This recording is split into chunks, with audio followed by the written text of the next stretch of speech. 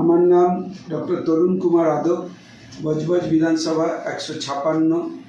আমি দ্বিতীয়বারের এই বিধানসভায় প্রার্থী হয়েছি।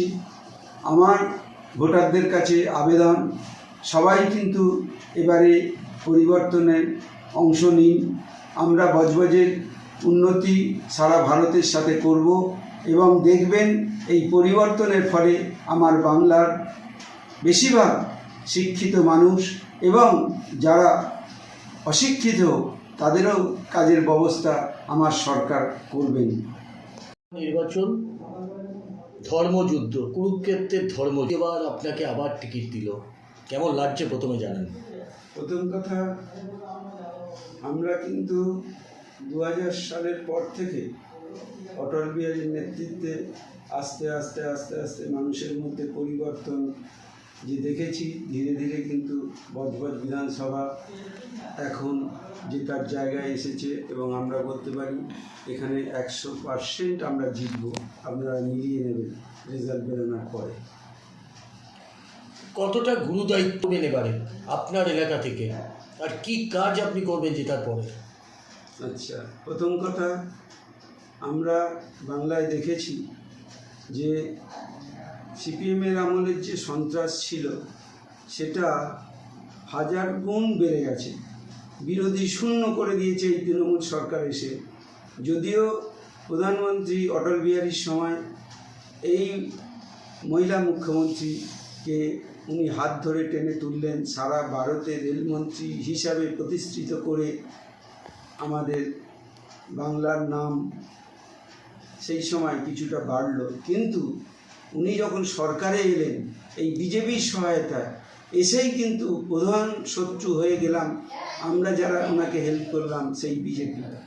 আর ইনি সংখ্যালঘু তোষণ করে এমনভাবে হিন্দুদের ওপর অত্যাচার শুরু করেছেন যে এখানে মানুষ তার গণতান্ত্রিক অধিকারই প্রয়োগ করতে পারছে না।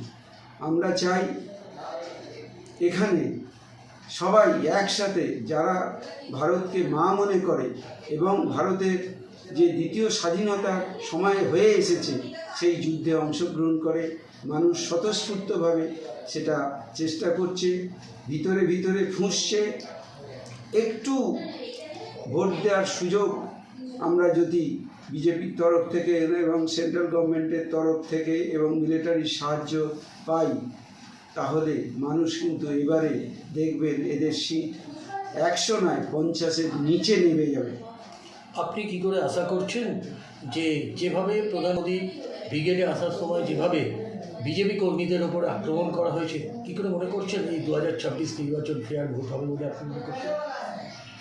শুনুন, তৃণমূলের শেষ সময়, আপনি ভাবুন না, তৃণমূলের সমস্ত নেতা যদি জেলে যায়, তার মন্ত্রিসভার সমস্ত সদস্য যদি চুরি করে জেলে গিয়ে জেল খাটে, তাহলে সেই মন্ত্রিসভার যে উপরে বসে আছেন মুখ্যমন্ত্রী, তার কি থাকা উচিত?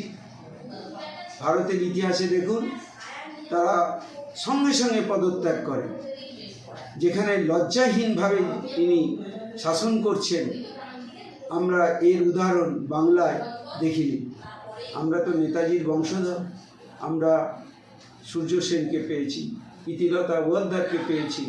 যাই হোক, আমরা সুযোগ পেয়েছি এই স্বাধীনতার যুদ্ধে নাবার। এই যুদ্ধে আমাদের প্রতিজ্ঞা, হয় আমরা জিতব নালে মরব। মানুষ কেমন সাড়া দিচ্ছে আপনার ডাকে, আপনার এলাকার মানুষ?